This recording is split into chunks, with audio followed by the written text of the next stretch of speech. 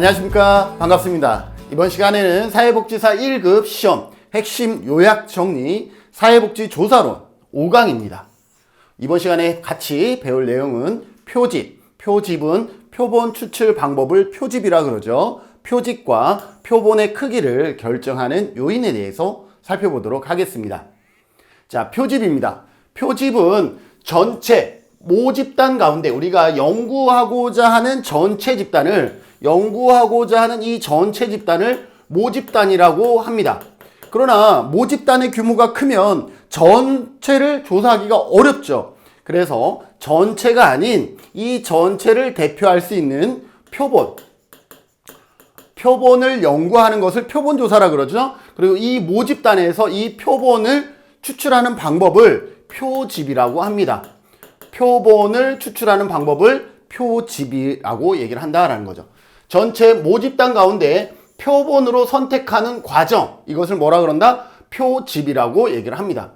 모집단을 전수조사하는 것이 이상적일 수 있어요. 그러나 모집단이 크면, 예를 들어서 모집단이요, 10,000명이면 10,000명을 연구하기가 어렵습니다. 아주 어렵습니다. 그렇기 때문에 현실적으로 불가능하거나 많은 비용과 노력이 들기 때문에 전수조사를 하지 않고 모집단 전체를 연구하는 것을 전수조사라 그러죠. 그래서 전수조사를 하지 않고 뭘 하는 거예요? 표본을 추출해서 표본조사를 하게 되는 거죠. 표본조사. 그래서 표본조사를 실시하고 모집단의 특성. 자, 그러면 이 표본조사를 한 이유는 뭐예요? 이들의 생각을 알고 싶은 거예요? 아니죠. 모집단의 생각을 알고 싶은 거죠. 자, 미리 얘기합니다. 이때 이 표본 안에서의 연구를 뭐라 그런다? 내적 타당도라고 합니다. 내적 타당도. 내적 타당도는 인과관계예요. 인과관계. 반면에 이 안에서의 연구가 전체 모집단의 생각을 얼마나 많이 대표하느냐? 이것을 뭐라 그래요? 외적 타당도라고 합니다. 외적 타당도. 외적 타당도는 다른 말로 일반화라고 얘기를 하는 거죠. 우리가 표본을 조사하는 것은 표본의 생각을 알고 싶은 것이 아니라 모집단의 생각을 알고 싶은 거죠. 그러려면 먼저 내적 타당도가 성립이 되어줘야 되고, 내적 타당도가 높아야 되고, 내적 타당도가 높을 때 이 내적 타당도가 과연 외적 타당도, 일반화의 정도가 어느 정도인지를 확인하게 되는 것이죠. 자, 이렇게 표본, 모집단 전체를 연구하는 전수조사가 아니라 표본을 추출해서 연구하는 표본조사의 장점과 단점이 있겠죠. 우선 장점은 뭐예요? 전체를 연구하지 않고 특정한 표집만 연구하기 때문에 시간이라든지 비용이라든지 그리고 현실성, 이러한 부분들이 높겠죠. 경제적으로 전수조사에 비해서 어때요? 10,000명을 연구하는 것보다 300명을 연구하는 게 경제적이겠죠. 그래서 경제적이다. 신속하겠죠. 10,000명을 연구하려고 그러면 엄청난 시간이 들어가는 반면 300명은 그래도 전수조사에 비해서는 아주 짧은 시간 내에 이루어지겠죠. 신속성이 있다. 그리고 가능성. 10,000명을 연구한다라는 것은요, 불가능할 수가 있어요. 10,000명만 돼도 불가능한데, 이제 뭐 30,000명, 100,000명, 1,000,000명 되면 전수조사 가능하겠어요? 현실적으로 어렵죠. 그래서 가능성의 부분에서 표본조사는 가능성이 높다라는 거죠. 정확성. 자, 여기에서 여러분들이 이 부분이 의외할 거예요.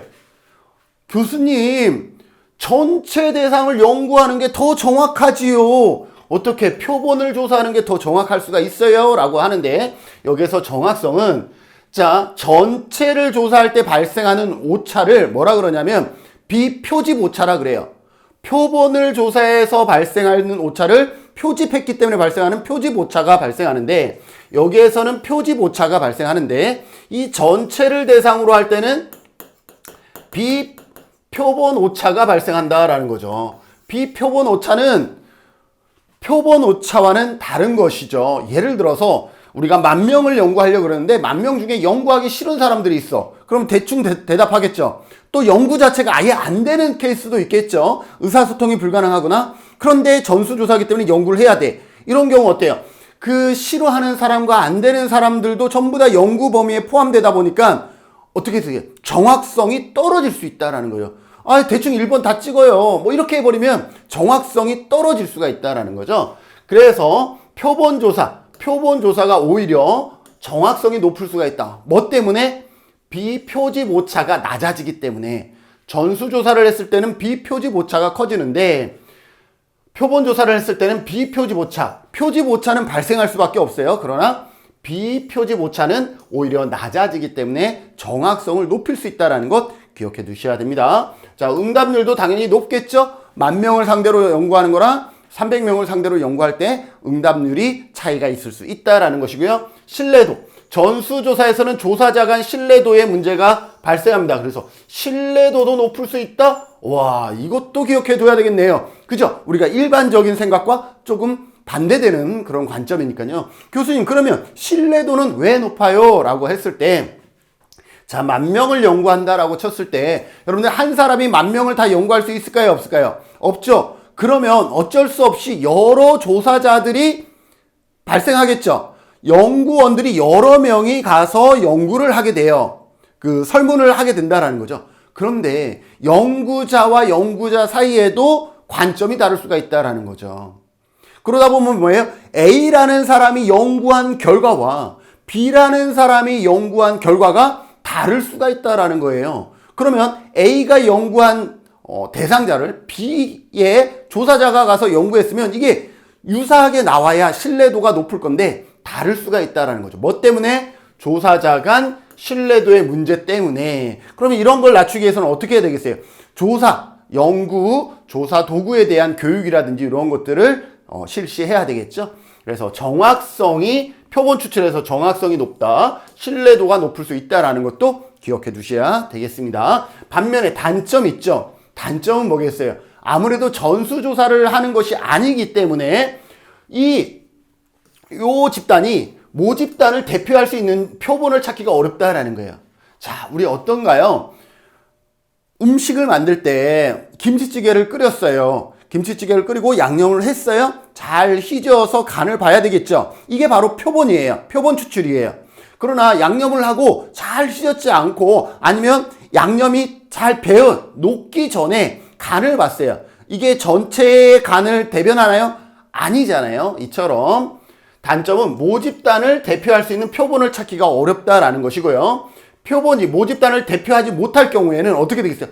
싱겁네? 라고 소금을 막 넣었어요. 나중에는 어떻게 되겠어요? 짠맛만 강하게 되겠죠.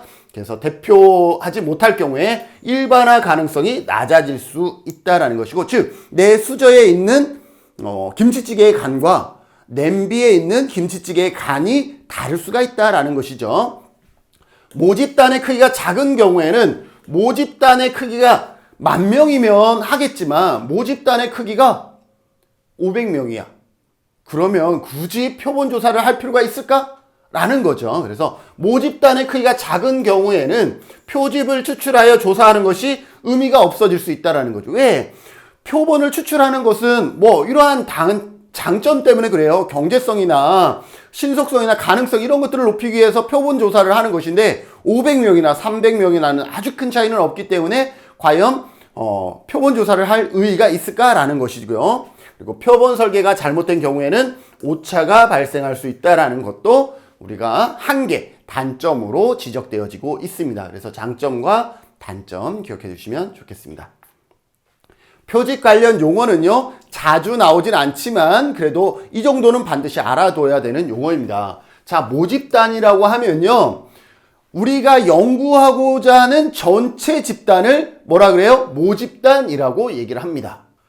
자, 그래서 연구 대상이 되는 전체 집단, 우리가 연구하고자 하는 이 전체 집단을 뭐라 그런다? 모집단이라고 얘기를 합니다. 모집단 가운데 표본이 실제로 추출되는 모집단을 연구 모집단이라고 하고요. 어쨌든 전체 집단을 모집단이라고 한다라는 것 기억해 두시면 되겠습니다.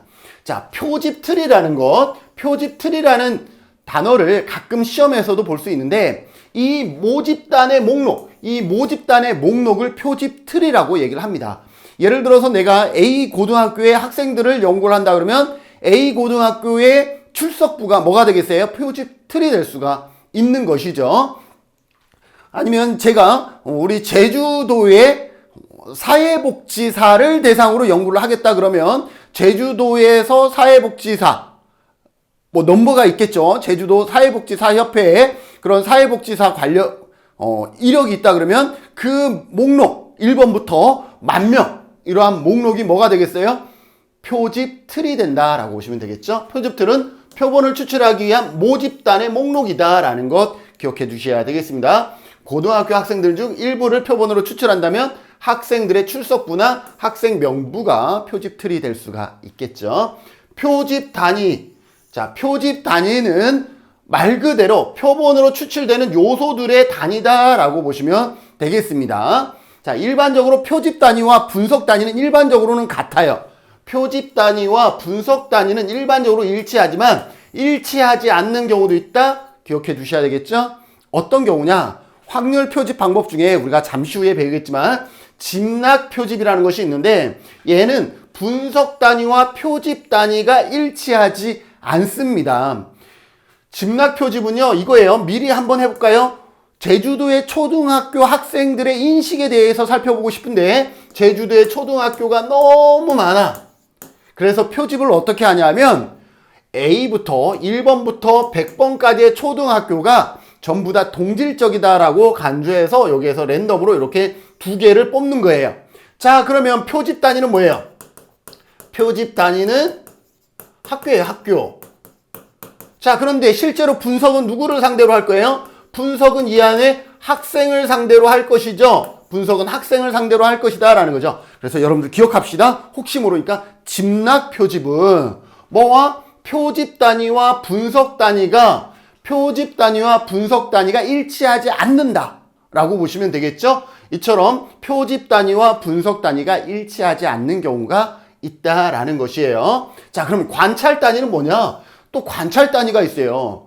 자, 관찰 단위는 뭐냐면 자료를 직접 수집하는 요소예요. 자, 누구를 상대로 해서 자료를 수집할 것이냐가 관찰 단위입니다. 자, 대부분은 분석 단위와 요것도 마찬가지 관찰 단위가 일치하지만 항상 그런 것은 아니다 라는 거죠. 자, 지적장애인에 대해서 조사를 한다 그러면 지적장애인 중에서도 장애 정도가 심해서 본인의 생각을 직접적으로 표출하기가 불가능한 지적장애인이라고 한정을 한다 그러면 어떻게 되겠어요? 분석 단위는 지적장애인이지만 관찰 단위는 누구를 통해서 자료를 수집해요? 관찰 단위는 지적장애인의 주부양자나 아니면 돌봄자를 대상으로 자료를 수집하겠죠. 그러면 관찰 단위는 누가 되는 거예요? 관찰 단위는 주부양자가 되지만 분석 단위는 누구예요? 지적장애인이 되는 거죠. 그래서 분석이라는 것은 그 영역에서 정말로 여기도 분석 단위, 분석의 실질적인 주체가 되는 사람이고 관찰은 누구에게서 자료를 얻을 것이냐가 관찰 단위고 표집 단위는 표집을 할 때 무엇을 기준으로 표집을 할 것이냐. 그래서 표집 단위와 관찰 단위와 분석 단위는 전부 다 다른 개념이다라는 것을 우리가 요 두 가지의 지문을 통해서 알 수 있죠. 충분히 여러분들이 이해하셨다라고 생각이 되어집니다. 자, 그 다음 모수와 통계치는 어렵지 않아요. 모수는 모집단의 값을 모수라 그러고요. 표본의 값을 통계치라 그럽니다. 이때 모수의 값과 통계치의 값, 표본의 값을 통계치라 그러는데 이 전체 모수의 값과 통계치의 값, 이것을 뭐라 그래요? 표집을 했기 때문에 발생한 오차이기 때문에 표집 오차라고 하는 것이죠. 표본 오차, 표집 오차라고 얘기를 하는 것이다. 그래서 이 정도의 우리가 조사론, 표집 관련 용어이기도 하지만 사회복지 조사론의 용어라고 볼 수가 있겠죠. 자, 시험에 어떻게 나오느냐 볼까요? 모집단은 뭐라 그랬어요? 우리가 연구하고자 하는 전체 집단이라 그랬죠. 연구 대상이 되는 집단 전체 집단을 뭐라 그런다? 모집단이다 라고 하는 거 기억해 두셔야 되겠죠. 자, 그 다음 표집틀도 가끔 나온다 그랬죠. 표집틀은 뭐예요? 모집단의 목록을 표집틀이라고 얘기를 했죠. 표집틀은 표본을 추출하기 위한 모집단의 목록을 뭐라 그런다? 표집틀이라고 한다. 모집단의 목록, 표집틀. 자, 표본은 모집단 가운데서 실제로 자료를 수집하는 일부의 대상. 실제로 자료, 모집단 가운데 실제로 자료를 수집하는 것은 이 표본 안에서만 연구를 하는 거죠. 그래서 실제로 자료를 수집하는 일부의 대상, 요것을 뭐라 그런다? 표본이라고 얘기를 한다.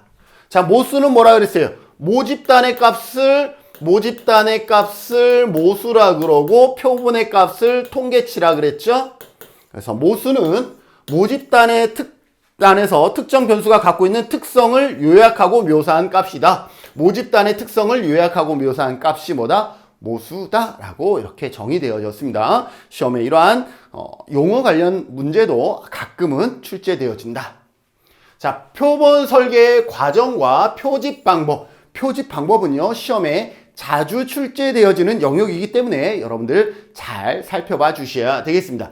표본 설계 과정도 아주 가끔 시험에 나와요. 봅시다. 이 한 줄이면 해결되니까 일단 모집단, 우리가 누구를 대상으로 연구할 거냐, 모집단이 먼저 정해지겠죠. 모집단이 정해지면 그 다음에 중요한 게 이거예요. 표집 틀을 선정하는 거예요. 표집 틀이 있느냐 없느냐죠. 표집 틀이 없으면요, 여기에 보면 표집 틀이 없으면 확률 표집 방법 안 돼요. 표집 틀이 있어야 확률 표집 방법이 되는 거죠. 그래서 표집 틀이 없을 때는 비확률로 갈 수밖에 없는 거예요. 그래서 모집단을 확정해서 그 다음 표집 틀이 있느냐 없느냐, 표집 틀이 무엇을 갖고 할 것이냐, 이것을 결정하는 거예요. 이거 결정함에 따라서 뭐가 결정되는 거예요? 확률 표집 방법이냐 비확률 표집 방법이냐. 표집 방법이 결정이 되겠죠. 표집 틀이 없으면 확률 표집 방법 안 되니까요. 그래서 표집 틀을 먼저 선정해서 이것이 선정되면 그러면 확률 표집으로 할까? 그러면 어쩔 수 없이 우리 비확률로 해야 되겠네. 이렇게 표집 방법이 결정이 되어지는 거죠. 자, 표집 방법이 결정되어지면 표본의 크기를 그 다음에 결정합니다. 왜? 확률 표집 방법이니까 우리가 확률적으로 구할 수 있으니까 표본의 크기는 조금 작아도 되잖아. 야, 근데 우리는 비확률 표집이니까 그래도 표본이라도 좀 커야 되지 않을까? 그래서 표집 방법을 결정하면 그 표집 방법에 따라서 표집의 크기가 결정되어집니다. 표본의 크기가 결정되어지면 어떻게? 실제로 표본을 추출하는 것, 표집. 표본 추출을 다른 말로 표집이라고 그랬죠? 표집하시면 된다라고 보시면 되겠습니다. 그래서 모집단, 그 다음에 두 번째가 표집 틀이다라는 것을 기억하시면 나머지는 그래도 여러분들이 유추할 수가 있겠죠. 자, 표집 방법에는 크게 확률 표집 방법과 비확률 표집 방법이 있다. 그래서 요 정도는 여러분들이 기억해 두셔야 돼요. 머릿속에. 확률 표집 방법에는 무작위, 단순 무작위, 체계적 계통, 충화 표집, 집락, 군집 표집이 있고요. 비확률 표집에는 편의, 유의, 할당, 눈덩이 표집이 대표적으로 존재한다라는 것 기억해 두시면 되겠습니다. 18회 시험 볼까요? 확률 표집은 모집단의 규모와 특성을 알 때 사용한다. 자, 모집단의 규모와 특성을 알 때 표집 틀을 우리가 확인할 수 있을 때에 사용할 수 있다랍니다. 뭐예요? 확률 표집 방법은 표집들과 같은 모집단의 규모와 특성을 알 때 활용할 수가 있다라는 것 기억해 두시죠. 자, 할당 표집. 할당 표집은 여기죠. 할당 표집은 뭐예요? 할당 임의 표집. 임의 표집도 여기죠. 편의 표집과 임의 표집은 같은 거예요. 편의 임의 표집은 뭐다? 비확률 표집이다. 맞죠? 그래서 요거 그냥 그대로 암기하는 것도 시험 한 문제를 맞출 수 있는 그러한 방법이 될 수 있다라는 거죠. 그래서 확률 표집, 단순 무작위, 체계적 계통, 층하, 집락. 비확률 표집, 편의, 유의, 할당, 눈덩이 표집, 이러한 것이 있다라는 것 여러분들 기억해 두시면 좋겠습니다. 자, 첫 번째 확률 표집 방법 4가지가 있었죠. 각각의 방법에 대해서 여러분들에게 설명해 드릴게요. 자, 확률 표집 방법의 첫 번째 단순 무작위입니다. 무작위 표집. 그냥 우리가 어떤 사심이 들어가지 않은, 사적인 감정이 들어가지 않은 랜덤으로 뽑기만 해도 어떻게 된다라는 거예요? 대표성이 존재할 수 있다라는 것이죠. 만약에 김치찌개를 끓이는데 이게 맛있는지 맛없는지를 하기 위해서 나는 햄을 좋아하는데 햄을 하나 딱 건져 먹었더니 맛이 너무 좋아. 이건 뭐예요?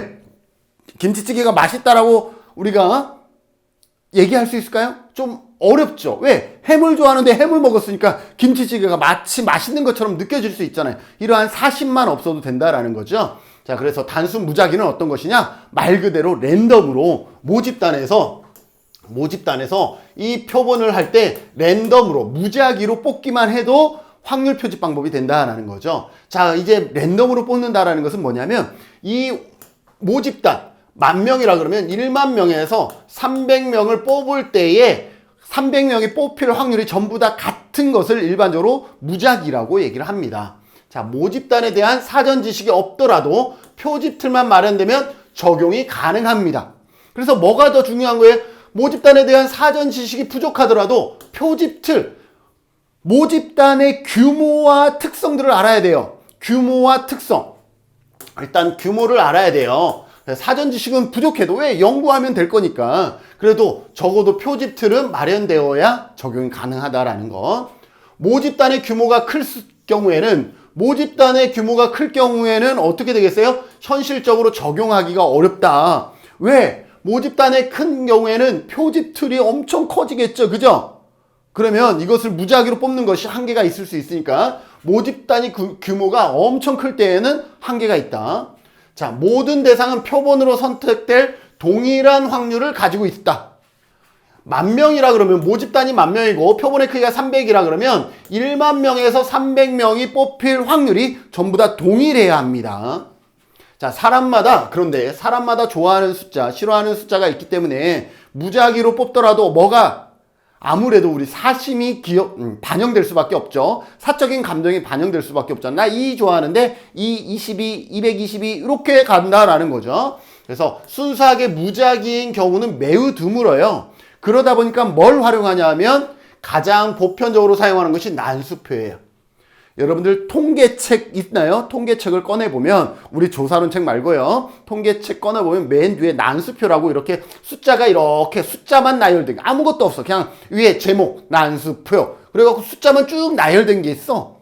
이것이 뭐냐면 난수표라는 거예요. 어떻게 하느냐? 만약에 우리가 300명을 뽑을 거야.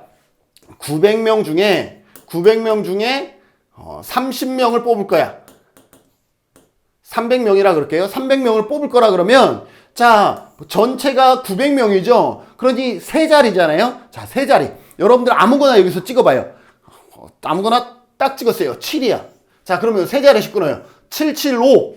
900명 안에 들어가죠. 그러니 775 한 사람이 뽑혔어요. 그 다음에 023, 23번도 뽑혔어요. 그 다음에 256, 256도 뽑혔어요. 아, 이건 900명이니까 거의 다 되겠네요. 그죠? 871, 459, 839 다 뽑히죠. 247. 그러나 이 뽑히는 번호들이 요거는 안 되겠죠. 970은 900명 안에 안 들어갔기 때문에 얘는 아니야. 024 이렇게 뽑힌다라는 거죠. 이렇게 나는 7 하나만을 했지만 이미 난수표에 랜덤으로 배치된 이 숫자로 인해서 쭉 가서 300명이 될 때까지 난수표를 따라가기만 하면 되는 거죠. 무슨 말인지 아시겠어요? 이것을 단순 무작위라고 얘기를 한다라고 보시면 되겠습니다. 자, 그 다음에 두 번째가 체계적 개통 표집입니다. 체계적 개통은 어떤 것이냐면 어떤 체계가 있어요.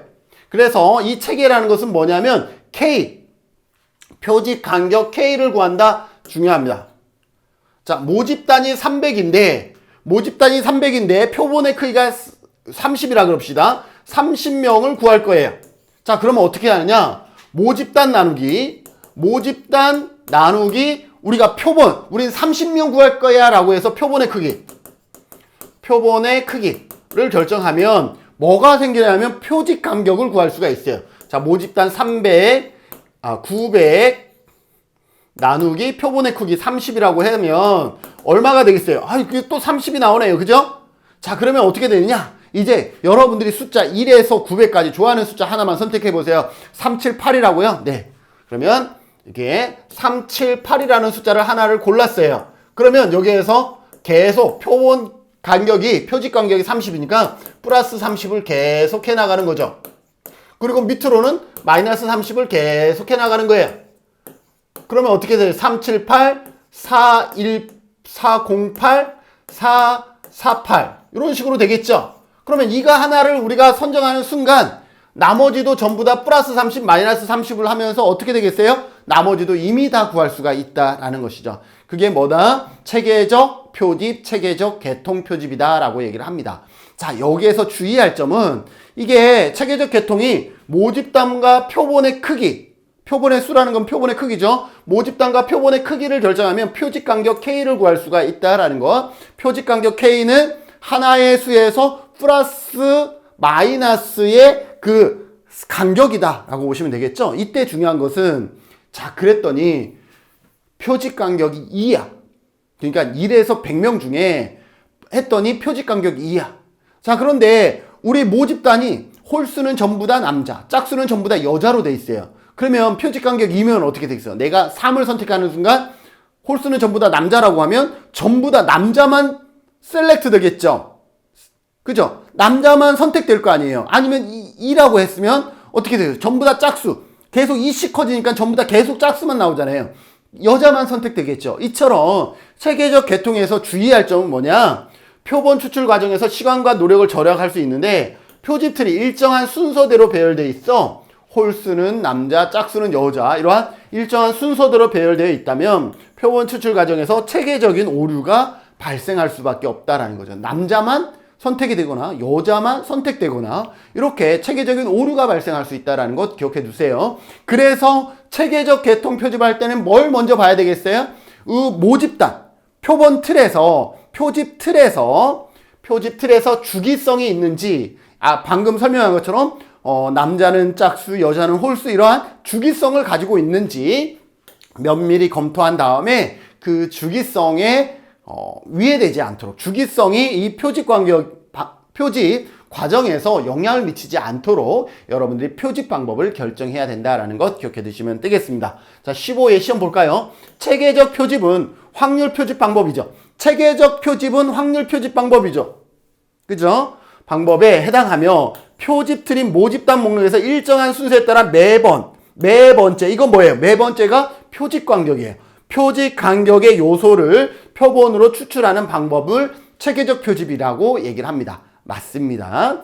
자, 13회 볼까요? 체계적 표집은 확률 표집 방법에 해당되며 일정한 순서를 정해서, 일정한 순서 뭐예요? 표집 간격이죠. 정해서 매번 그 순서에 해당하는 요소를 표본으로 추출하는 방법이다. 이렇게 지문이 유사하지만 약간 다르게 표현하고 있죠. 그런데 이렇게 표현되어지만 이건 체계적 표집이구나. 표집 간격 K를 얘기하고 있구나. 그리고 여러분들 표집 간격 K 정도는 구할 줄 아셔야 되겠습니다.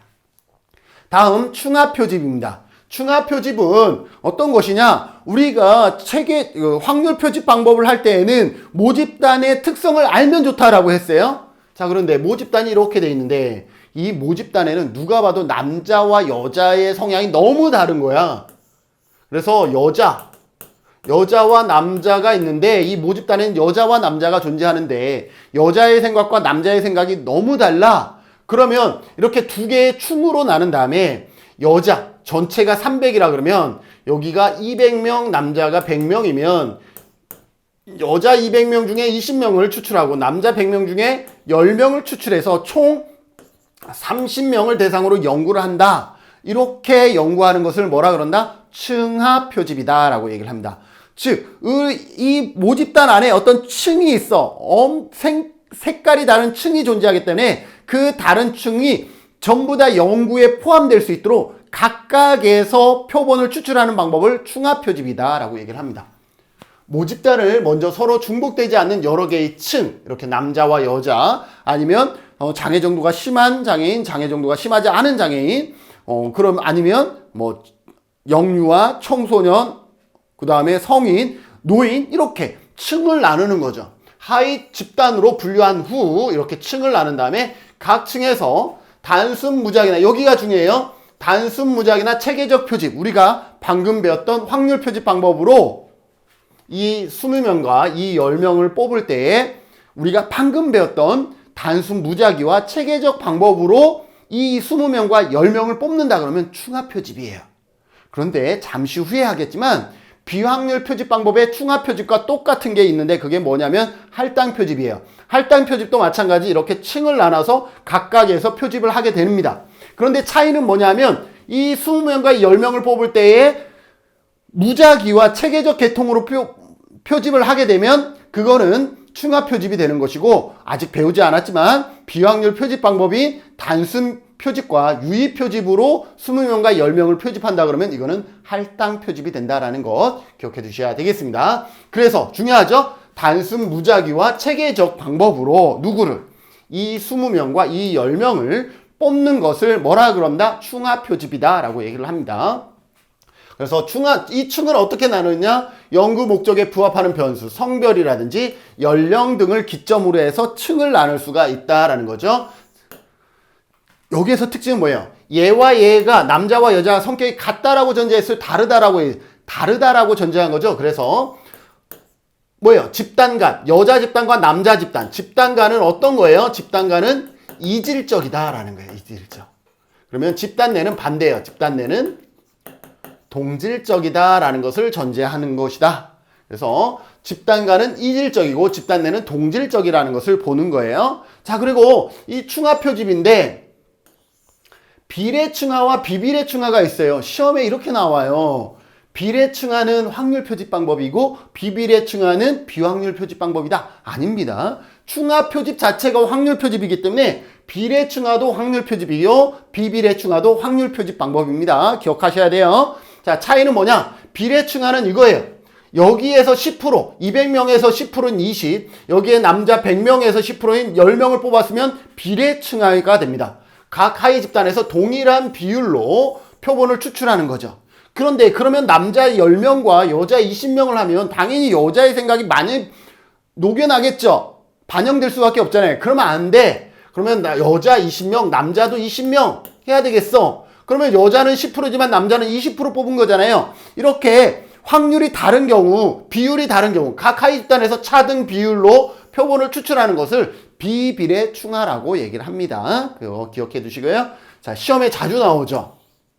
사회 볼까요? 모집단은 동질적인 하위 집단으로, 동질적인 하위 집단, 동질적인 남자, 동질적인 여자, 하위 집단으로 나누고 다시 그 하위 집단을 단순 무작위 표집이나 체계적 표집으로 표본을 추출하는 방법을 뭐라 그런다? 충하 표집이다 라고 얘기를 하고 있습니다.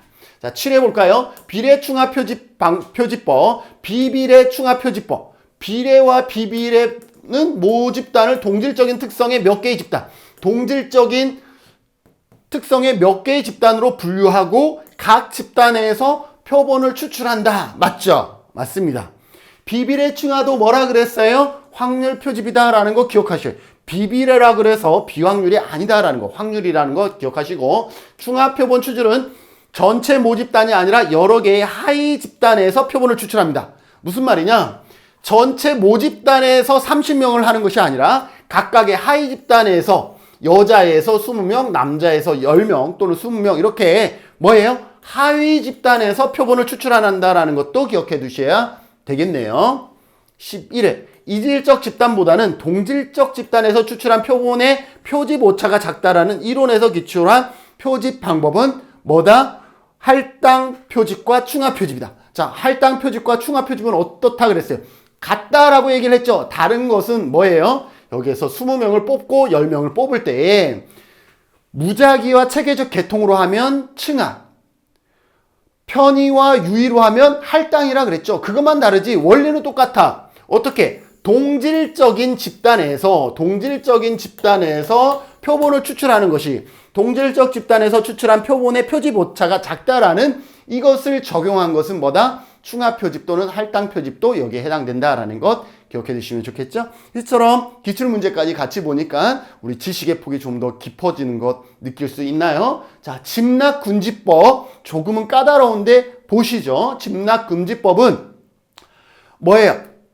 집락금지법은 아까 설명을 했었죠. 초등학교가 이렇게 많은데 이 초등학교가 너무 많으니까 이 대상에 여기에 학생들을 전부 다 표집틀을 만들어서 분석하기가 너무 어려운 거야. 그래서 이 초등학교는 전부 다 같아라고 전제를 하는 거죠. 그래서 무작위로 이렇게 두 개를 뽑는 거죠. 왜?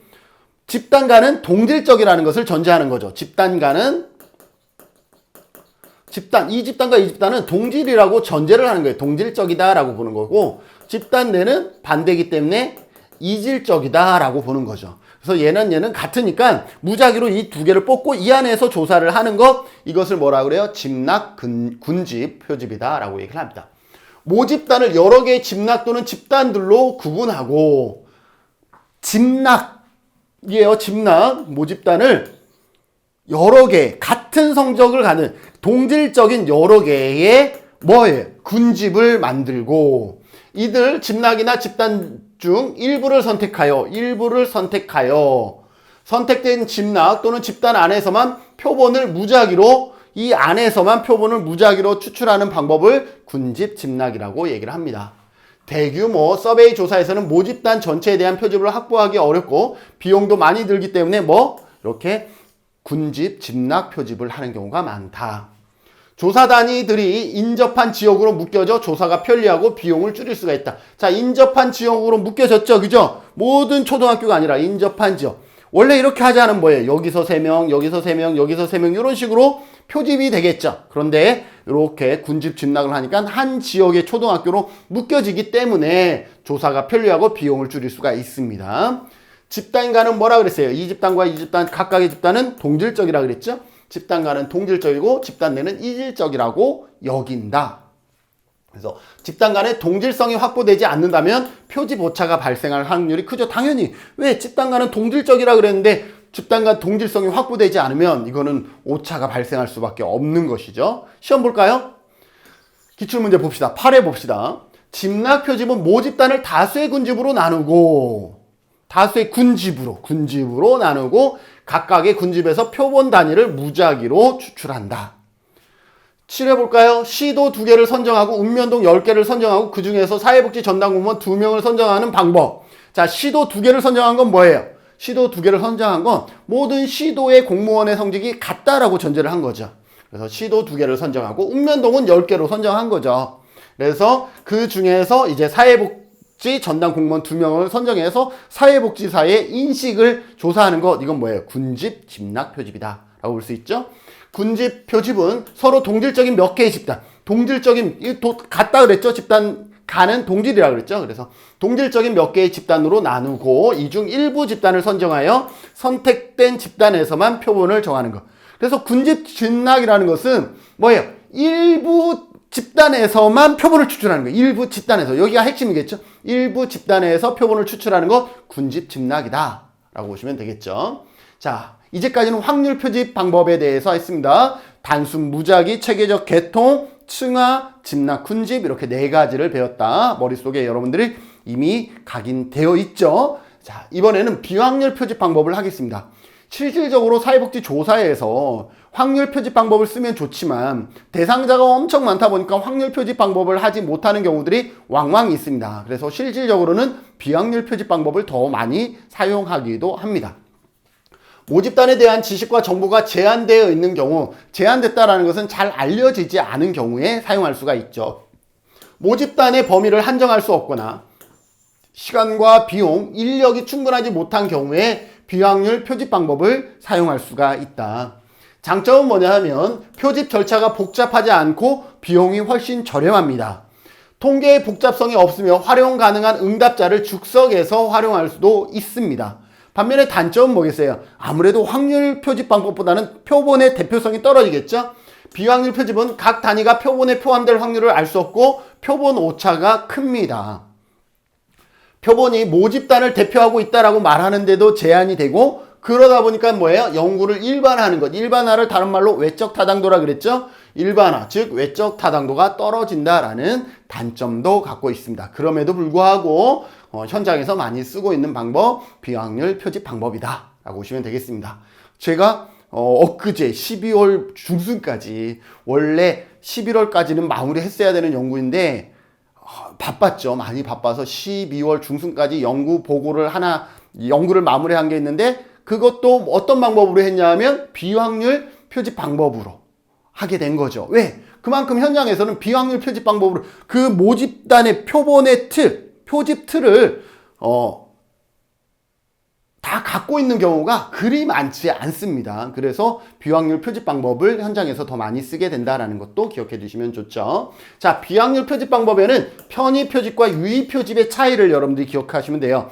편의는 말 그대로 연구자의 편의에 따라서 조금 편하게 표집하는 것을 편의라 그러는데 별명이 많아요. 임의 표집, 우발적 표집, 가용 표집 이렇게 별명이 많다라는 것도 기억해 두셔야 됩니다. 자, 편의 표집은 어떤 것이냐? 모집단에 대한 특성을 전혀 모를 때, 모집단에 대한 정보가 전혀 없는 경우, 그런 경우는 어때요? 정보가 전혀 없으니까 이걸 층을 나눠야 돼? 이런 고민할 수가 없죠. 왜? 전혀 모르니까. 그래서 이런 경우는 조사자 임의대로 확보하기가 쉽고 편리한 표집 단위를 표본으로 추출하는 방법이다.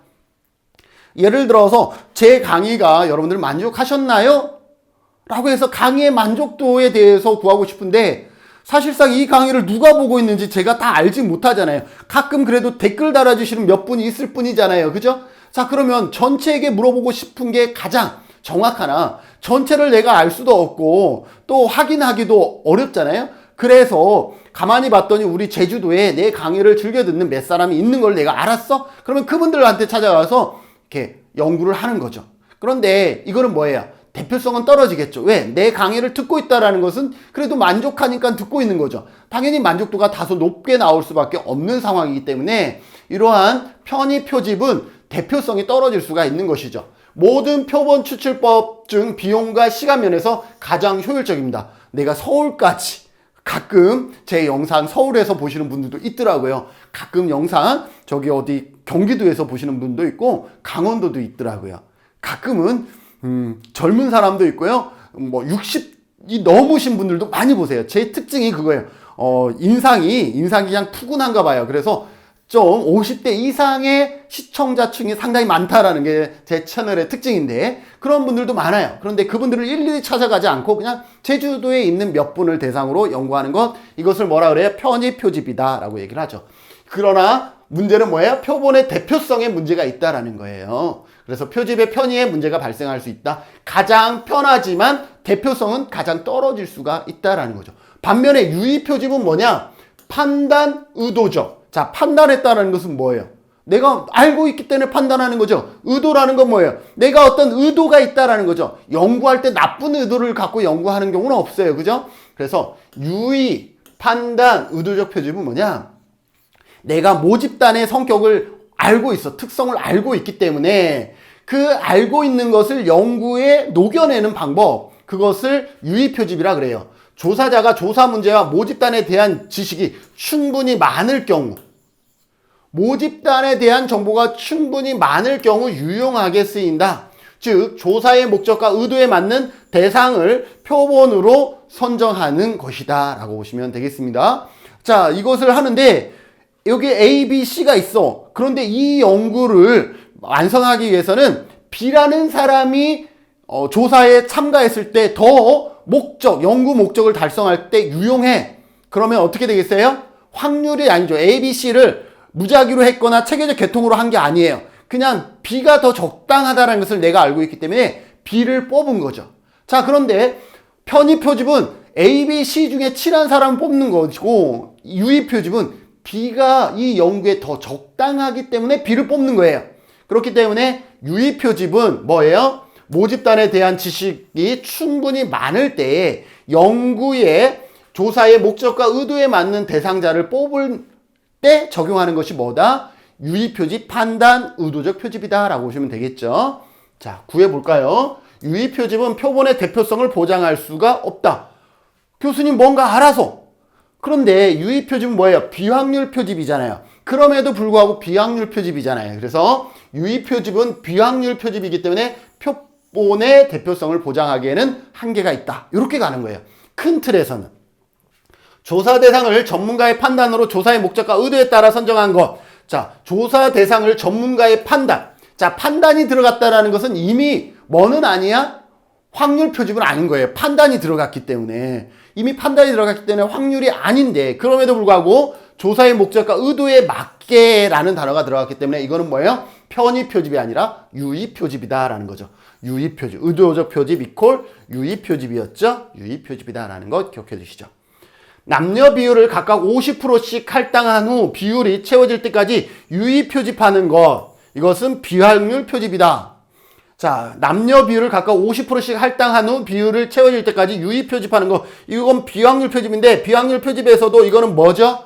이건 아직 하지 않은 할당 표집입니다. 할당 표집. 자, 그럼 할당 표집 한번 봐볼까요? 할당 표집은 뭐랑 같다 그랬어요? 충합 표집과 같다 그랬죠? 할당 표집은 충합 표집과 유사하지만 할당된 표본의 수를 무작위나 체계적 표집이 아닌 뭘로? 방금 설명했던 편의나 임의, 유의 표집으로 한다라는 점에서 충합 표집과 다르다라고 보시면 되겠죠. 이해되셨나요? 그래서 할당 표집은 비확률 표집이지만 가능한 한 모집단을 대표하는 표본을 얻고자 하는 방법이다. 자, 할당 표집이나 충합 표집, 모집단에 대한 특성 알아야 돼요? 몰라야 돼요? 당연히 알아야 되겠죠. 그래야 층을 나눌 수 있는 거잖아요. 그래서 그 모집단의 특성을 알고 있을 때 가능한 것 할당 표집, 충합 표집이다라는 거 기억해 주시죠. 자, 눈덩이 표집은 여러분들 잘 알죠? 스노우볼 샘플링입니다. 표집이 샘플링이고요. 눈덩이가 스노우볼이죠. 그래서 누적 척도라고 누적 표집이라고 얘기를 합니다. 누적.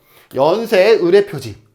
그래서 처음에는 한 사람한테 물어보고 다시 이 한 사람이 소개해서 다른 사람을 만나고 이렇게 해서 계속 표집의 크기를 키워나가는 것. 그래서 스노우볼 눈덩이 표집이다 라고 얘기를 합니다. 보통 어떨 때 스노우볼 눈덩이 표집을 하냐면 이 연구 조사 대상자를 구하기 어려운 그러한 케이스들이 있어요. 예를 들어서 미혼모 가정이라든지 미혼모 가정이 자기의 그러한 모습을 노출하지 잘 않잖아요. 그래서 눈덩이를 굴리는 것 이렇게 하는데 주로 약물 중독이나 성매매, 도박 등과 같이 일탈적인 대상을 연구하거나 노숙인, 이주 노동자, 불법 이민자 등 모집단의 구성원을 찾기 어려운 대상자를 연구하는 경우에 사용할 수 있다는 거 기억하시고요.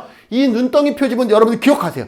지금까지 우리가 배운 것은 양적 연구 조사 방법에서의 표집 방법이에요. 그런데 질적 조사도 있죠. 질적 조사에서도 눈덩이 표집은 사용됩니다. 그래서 양적인 연구보다는 오히려 질적 조사 연구에서 더 많이 사용하는 것은 뭐다? 눈덩이 표집이다라는 것 기억해 주시면 되겠습니다. 자, 17회 볼까요? 할당 표본 추출은 모집단의 구성 요소들이 표본으로 선정될 확률이 동일하지 않다. 모집단의 구성 요소들이 표본으로 선정될 확률이 동일하지 않다. 맞나요? 무슨 말인지 모르겠지만 할당 표집은 뭐예요?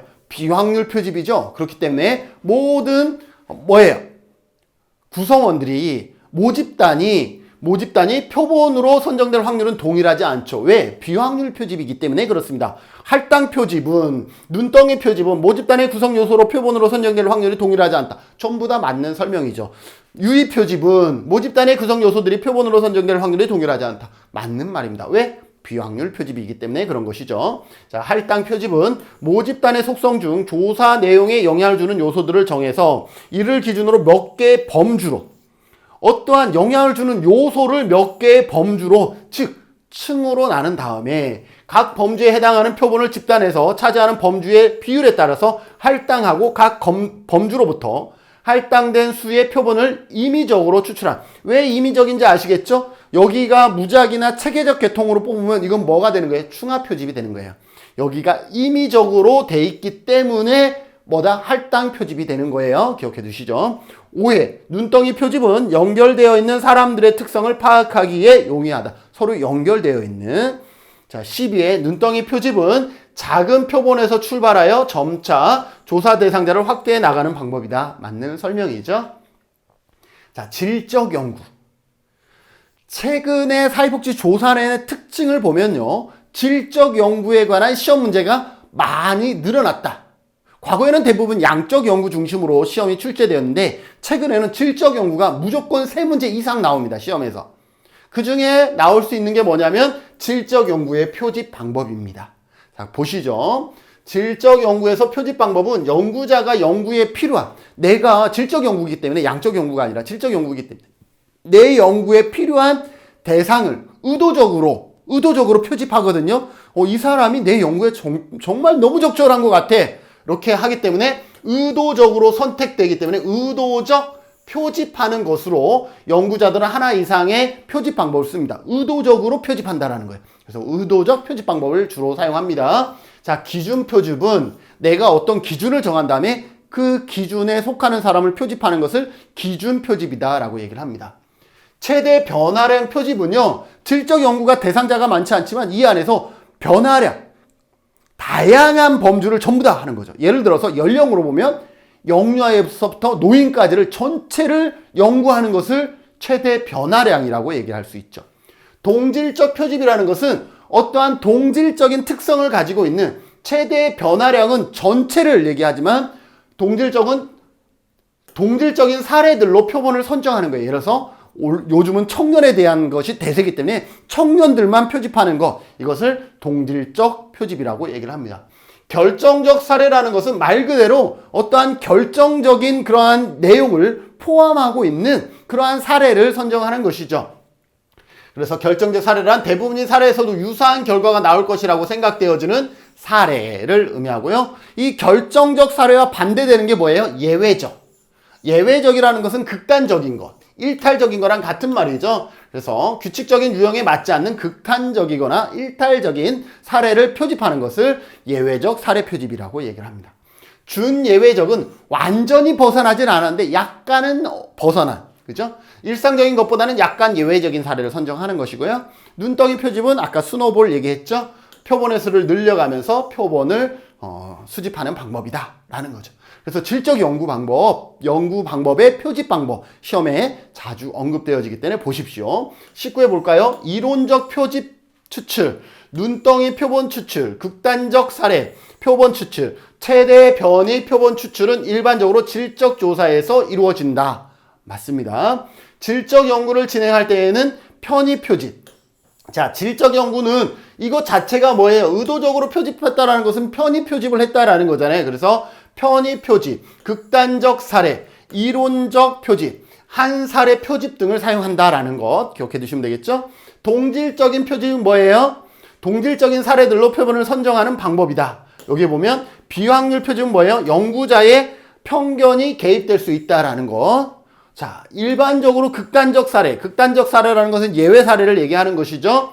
표집은 전형적 사례의 표집, 눈덩이 표집, 편의 표집 등은 질적. 이것도 전부 다 질적에 해당된다라는 것을 얘기하고 있네요. 극단적 사례나 편의 표집이나 그 다음에 전형적 사례나 이런 것들은 전부 다 뭐예요? 질적 연구의 표집 방법이다라는 것. 그래서 설명도 중요하지만 이러한 다양한 의도적인 표집, 이론적 표집, 극단적 표집, 눈덩이 표집 이러한 것들은 질적 연구의 표집 방법에 속한다라는 것을 여러분들이 기억해 주시면 되겠습니다.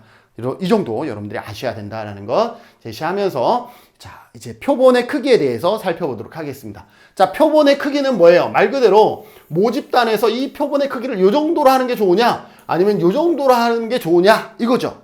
자, 어떨 때 이렇게 작게 하고 어떨 때는 이렇게 크게 하느냐라는 거죠.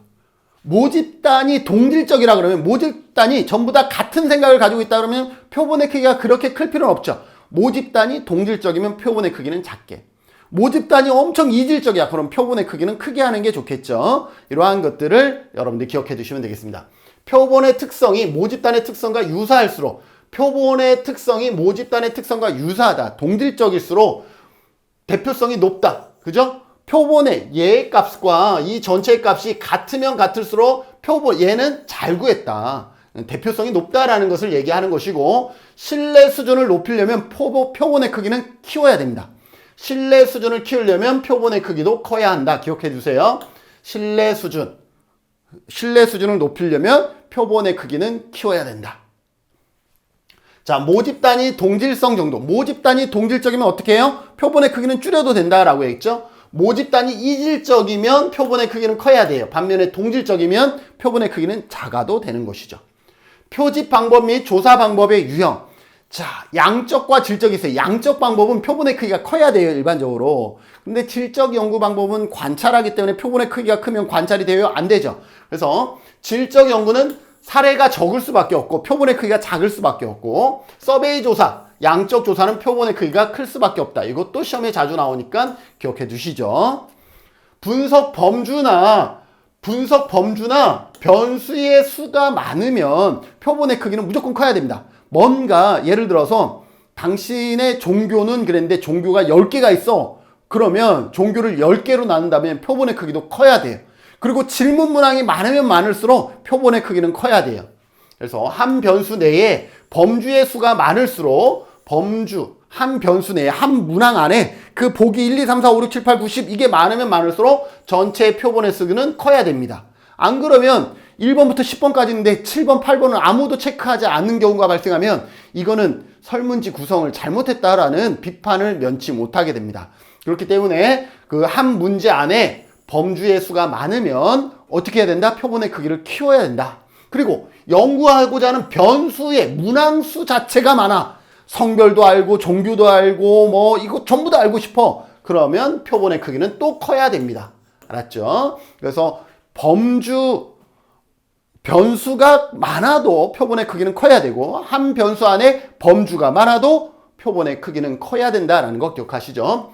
이론에 기초한 표본 설계, 기존의 연구 결과가 검증된 이론에 기초한다 그러면 굳이 표본의 크기를 키울 필요 없죠. 이론으로 이미 어느 정도 검증됐기 때문에. 그래서 검증된 이론 등을 고려한다면 작은 표본이라도 의미 있는 결과값을 얻을 수 있다는 것이고요.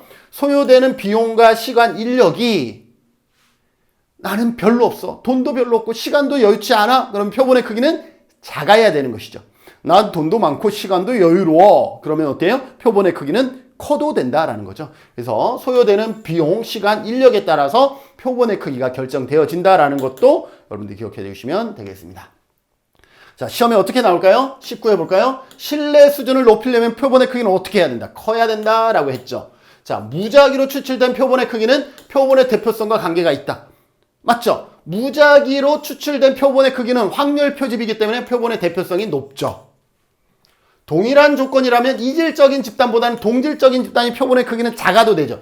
동질적인 집단에서 추출한 표본의 오차가 작다. 이거 표본의 크기가 아니고 표본의 오차죠. 자, 동질적 집단에서는 집단이 같기 때문에 모집단과 표본의 색깔이 같기 때문에 얘와 얘의 차이는 크겠어요, 작겠어요? 작죠. 그러니 표집 오차는 작을 수밖에 없는 것이죠. 양적 연구에서 표본의 크기가 클수록 유의미한 결과를 얻는 데 유리하다. 양적은 표본의 크기가 커야 되고 질적은 작아도 됩니다. 표본의 크기가 커질수록 모수와 통계치는 유사성이 커지죠. 표본의 크기가 커질수록. 표집 오차는 일반적으로 표본 규모가 클수록 작아집니다. 표집 오차는 왜? 모집단에서 표집을 할 때 발생하는 오차이기 때문에 얘가 커지면 커질수록 표집 오차는 작아진다는 것 기억해 주셔야 됩니다.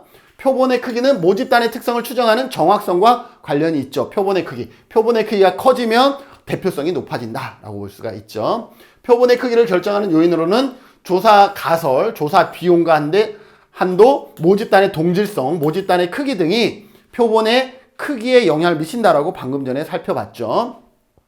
표본 조사에 있어서 대표성을 높이기 위해서는 표본의 크기를 늘려야 한다. 표본의 크기가 커지면 표본의 대표성이 높아진다.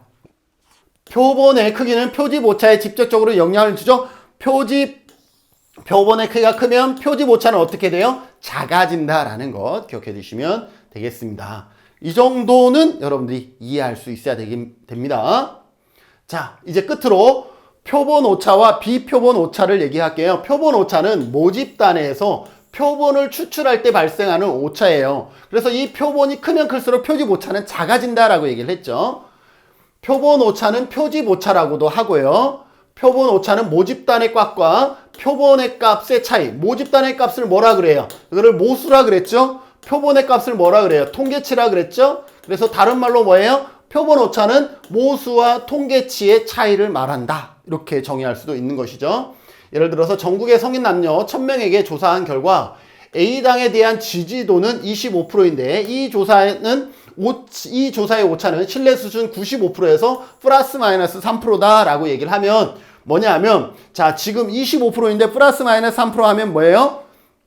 몇 프로가 되는 거예요? 22%에서 23%. A당이 당선될 확률이 22%에서 28% 범위. 100번 조사했을 때 이 안에 나오는 게 몇 번?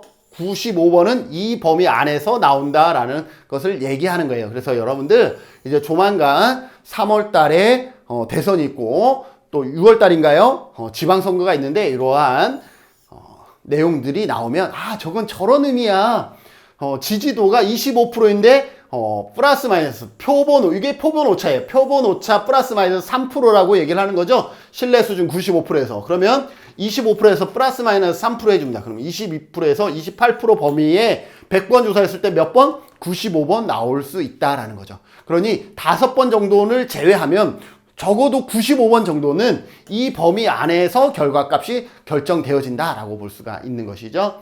자, 표본 오차를 추정할 때 영향을 주는 요인은 표본의 크기와 신뢰 구간 등이 있다. 신뢰 수준을 높게 잡으면 표본 오차는 어때요? 커집니다. 신뢰 수준을 99%로 잡으면 표본 오차는 커질 수밖에 없어요. 이거 기억합시다. 신뢰 수준을 높게 잡으면 표본 오차는 커지고 표본의 크기가 커지면 표본 오차는 작아진다라는 것, 요 한 문장은 여러분들이 기억해 두시면 좋겠죠.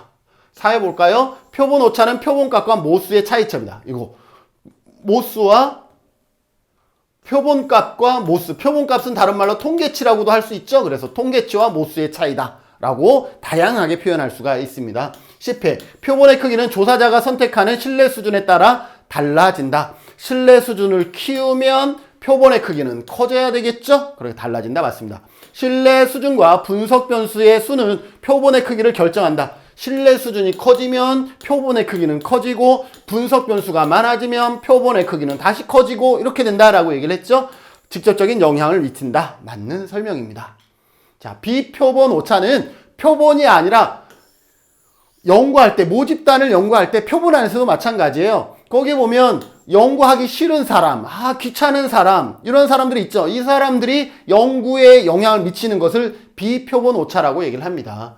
설문지 조사자의 자료의 작성이나 인터뷰 과정에서 비롯되는 오류, 그리고 자료 집계나 자료 분석 중에서 발생하는 오류, 그 다음에 응답자의 불성실한 태도, 이러한 것에서 야기되는 전반적인 오류를 뭐라 그런다? 비표집 오차라고 얘기를 합니다. 표본의 크기를 크게 하면 크게 할수록 비표본 오차는 커지죠. 뭐가? 인터뷰 과정에서 오류도 커질 수밖에 없고요. 분석 과정에서 발생하는 오류도 커질 수밖에 없고요. 응답자의 불성실한 태도자도 많아질 수밖에 없죠. 그래서 표본의 크기를 크게 하면 크게 할수록 표본 오차는 작아지지만 비표본 오차는 어떤다? 높아진다 라는 것 기억해 두시면 되겠습니다. 자, 오늘 많은 것을 한 것 같지만 오늘 핵심은 뭐였어요? 표집 방법이었습니다. 확률 표집 방법과 비확률 표집 방법. 확률 표집 방법에는 단순 무작위, 체계적 계통, 충하, 집락, 군집 표집이 있었고, 그 다음에 비확률 표집에서는 편의, 유의, 할당, 눈덩이 표집이 있었고, 그리고 최근에 시험에 많이 나오는 질적 연구에서 의도적 표집, 이론적 표집, 뭐예요? 최대 변이 표집이라든지 결정적 사회, 또 예외적 사회 표집 방법들이 있었습니다. 그리고 표본의 크기는 대표성과 매칭이 되어지는데, 표본의 크기를 결정할 때에는 얼마나 신뢰 수준을 높게 잡냐, 낮게 잡냐, 모집단이 동질적이냐, 이질적이냐, 이러한 것에 따라서 표본의 크기가 달라진다는 것을 배웠습니다. 여러분들 다시 한번 살펴보시면서 이러한 내용 이번 시간에 마무리 정리해 주시면 좋을 것 같습니다. 자, 이상으로 조사론 5강 강의를 마치도록 하겠습니다. 수고하셨습니다.